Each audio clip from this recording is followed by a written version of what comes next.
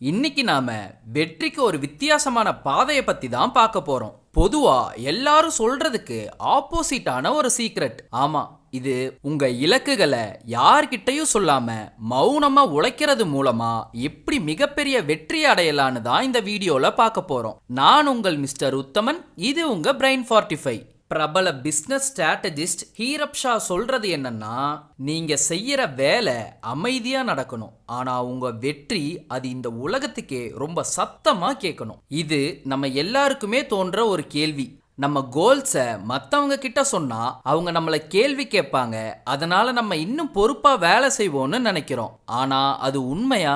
வாங்க இந்த மாதிரி பொதுவா நாம நம்புற விஷயத்த கொஞ்சம் டீடைல்டா பார்க்கலாம். உங்க இலக்குகளை பத்தி மத்தவங்க கிட்ட சொல்றது உண்மையிலேயே உங்களுக்கு உதவுதா இல்ல உங்களுக்கு எதிரா வேலை செய்யுதான்னு ஆராய்வோம். நியூயார்க் யூனிவர்சிட்டியை சேர்ந்த பீட்டர் கோல்விட்சரோட ரிசர்ச் படி, நீங்க உங்க இலக்க மத்தவங்க கிட்ட சொல்லும் போதே உங்களுக்கு ஒரு விதமான சோஷியல் ரெகக்னேஷன், அதாவது ஒரு சமூக அங்கீகாரம் கிடைச்சிடுது. இதுவே உங்க முயற்சியை குறைக்க ஒரு காரணமா அமையலான்னு சொல்றாங்க. இந்த சைக்காலஜிக்கல் ட்ராப்பை இன்னும் கொஞ்சம் டீடைல்டா பார்ப்போம். உதாரணத்துக்கு, நீங்க ஒரு வக்கீல் ஆகணும் இல்ல ஒரு எழுத்தாளர் ஆகணும்னு ஆசைப்படுறீங்கன்னு வச்சுப்போம். அதை நீங்க ஒருத்தர் கிட்ட சொல்லும் போது அவங்க வாவ் சூப்பர் அப்படின்னு பாராட்டுவாங்க. அந்த பாராட்டு கிடைச்ச உடனே உங்க மூளை அந்த இலக்கையே நீங்க அடைஞ்ச மாதிரி ஒரு திருப்தியை உணர்த்திடும். அதுக்கப்புறம் அதை அடையறதுக்காக கடுமையா உழைக்கிறதுக்கான உந்துதல் தானாவே குறைஞ்சிரும். இது எல்லா பாராட்டுக்கும் சேராது. ஒரு ரீட் காலேஜ் ஸ்டடி என்ன சொல்லுதுன்னா, 2 விதமான பாராட்டு இருக்கு. ஒன்னு பர்சன் பிரைஸ், அதாவது உங்களோட திறமைய பாராட்டுறது. இன்னொன்னு ப்ராசஸ் பிரைஸ், அதாவது உங்க முயற்சியையும் நீங்க பயன்படுத்துற வழிகளையும் பாராட்டுறது. இதுல அந்த 2வது வகையான பாராட்டு தான் ஒருவேளை உங்களுக்கு சின்னதா தோல்வி வந்துட்டா கூட உங்களை திரும்பவும் முயற்சி செய்ய வைக்கும். நாம ஏன் எப்பவுமே மற்றவங்களோட பாராட்டுக்காக ஏங்குறோம்?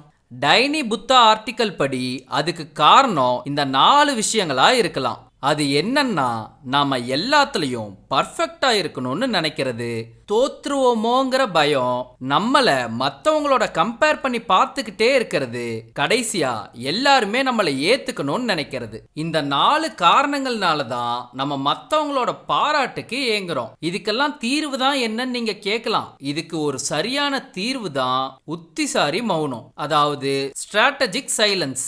வெளியிலிருந்து வர பாராட்டுக்காக காத்துட்டு இல்லாம நமக்குள்ள இருக்கிற அந்த உந்துதலை எப்படி உருவாக்குறதுன்னு பார்க்கணும். இது சும்மா அமைதியா இருக்கிறது மட்டும் இல்ல. ஸ்காலர்ஸ் பேஸ் ரிசர்ச் படி, உங்க இலக்குகளை நோக்கி நீங்க போய்கிட்டு இருக்கிற முக்கியமான நேரத்துல மற்றவங்களோட கருத்துக்கள், தேவையில்லாத விமர்சனங்கள்னு எந்த கவன சிதறலும் இல்லாம உங்க முழு எனர்ஜியையும் உங்க வேலையில போட இந்த மௌனம் உங்களுக்கு ரொம்பவே ஹெல்ப் பண்ணும். அப்போ இப்படி அமைதியா வேலை செய்யறதுனால என்னென்ன நன்மைகள் கிடைக்கும்? வாங்க ஒரு 5 முக்கியமான பாயிண்ட்ஸை பார்க்கலாம்.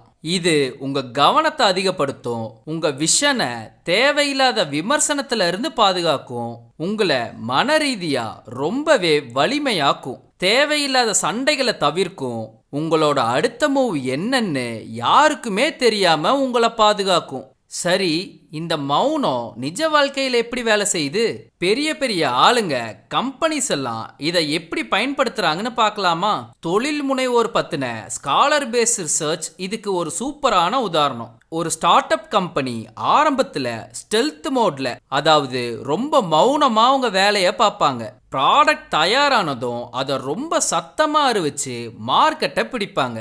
அதுக்கப்புறம் அவங்களோட வெற்றி தான் அவங்களுக்காக பேசும். நம்ம எல்லாருக்கும் தெரிஞ்ச ஜாம்பவான்களே இந்த வழியை தான் பின்பற்றி இருக்காங்க. உதாரணத்துக்கு, ஸ்டீவ் ஜாப்ஸ் அவரோட ஒவ்வொரு ப்ராடக்ட்டும் வெளியே வர வரைக்கும் அது ரகசியமா இருக்கும். ஜே.கே. ரவுலிங் எடுத்துக்கோங்க. ஹாரி பாட்டர் உலகளவுல ஹிட்டானதுக்கு அப்புறம் தான் அவரோட வெற்றியே தெரிஞ்சுது. இப்போ நாம பார்க்க போறது வெறும் ஒரு டெக்னிக் மட்டும் இல்ல, இது ஒரு வாழ்க்கை தத்துவம். இதுக்கு ஸ்டாய்சிசம் எப்படி உதவுதுன்னு பார்ப்போம். ஸ்டாய்க் தத்துவத்தோட முக்கியமான கருத்தே இதுதான். உண்மையான சந்தோஷம் வெளியில இருந்து வரதில்லை, அது நமக்குள்ள, நம்மளோட உள்குணத்துல, நம்ம பண்புகள்ல தான் இருக்கு. இந்த ஸ்டாய்க் தத்துவத்தோட முக்கியமான கொள்கையே நம்ம கண்ட்ரோல்ல என்ன இருக்கு என்ன இல்லைன்னு பிரிச்சு பார்க்கறது. நம்மளோட செயல்கள் எண்ணங்கள் மட்டும்தான் நம்ம கண்ட்ரோல்ல இருக்கு. மற்றவங்களோட பாராட்டு, புகழ், பணம் இதெல்லாம் இல்லை. அதனால நம்ம கட்டுப்பாட்டுல இருக்கிற விஷயத்துல மட்டும்தான் நம்ம கவனத்தை செலுத்தணும்.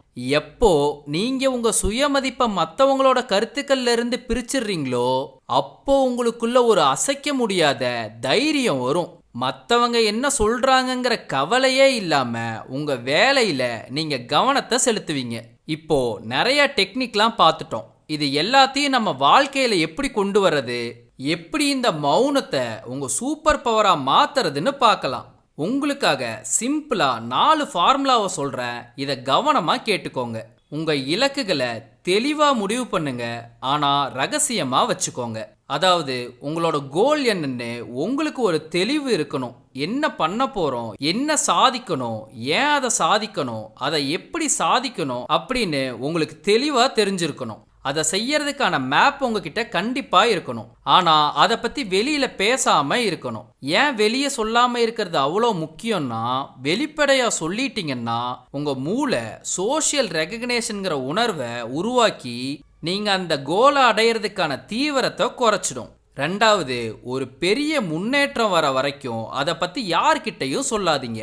ஒவ்வொரு முயற்சியை செய்யும் போதும் ஸ்டார்டிங் ஸ்டேஜில் சின்ன சின்ன தடைகளோ ஏதோ ஒரு பிரச்சனையோ வரதான் செய்யும். அந்த நேரத்தில் உங்களை சுற்றி இருக்கிறவங்க ஏதாவது விமர்சனத்தை சொல்லும் போதோ இல்லை அவங்களோட கருத்துக்களை ஆலோசனைகளாக உங்ககிட்ட சொல்லும் போதோ இல்லை நெகட்டிவான ஏதாவது கருத்துக்களை சொல்லும் போதோ உங்கள் மனசு அந்த நெகட்டிவை நம்ப ஆரம்பிச்சிரும். அப்போ நம்ம போகிற ரூட்டு தப்பு தானா அப்படின்னு நீங்களே யோசிக்க ஆரம்பிச்சிருவீங்க.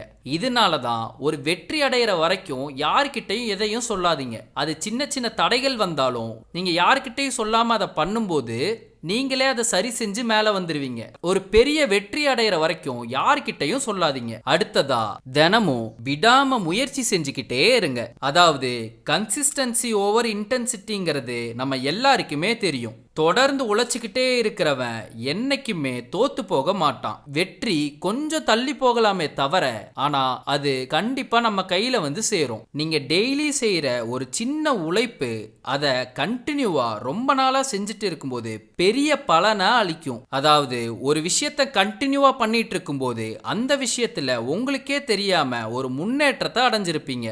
கடைசியா உங்க ரிசல்ட் தான் உங்களை பத்தி இந்த உலகத்துக்கே சொல்லணும். Let your success be your voice அப்படிங்கறது மாதிரி நீங்க செய்யற வேலை, அதுக்கு போட்ட உழைப்பு, அதுக்கு கிடைச்ச ரிசல்ட், இது எல்லாத்த பத்தியும் மத்தவங்க பேசும்போது தான் உண்மையான வெற்றியே கிடைக்குது. இந்த மாதிரி அமைதியா இருந்து வெற்றி அடையறதுனால தேவையில்லாத விளம்பரம், தற்பெருமை பேசுறதுன்னு இல்லாம உங்களோட நேர்மை, செயல்திறன், நீங்க வேலை செய்யும் தீவிரம்னு இது எல்லாமே உங்களோட பேரை உருவாக்கும். இப்ப கேள்வி என்னன்னா, இந்த மௌனத்தை பயன்படுத்தி நீங்க சாதிக்க போற அந்த பெரிய விஷயம் என்ன? யோசிங்க, செயல்படுங்க. உங்க வெற்றி ரொம்ப சத்தமா இருக்கட்டும். இந்த வீடியோ உங்களுக்கு பிடிச்சிருந்தா லைக் பண்ணுங்க. இதே மாதிரி வீடியோ பார்க்க சப்ஸ்கிரைப் பண்ணுங்க. Bye by.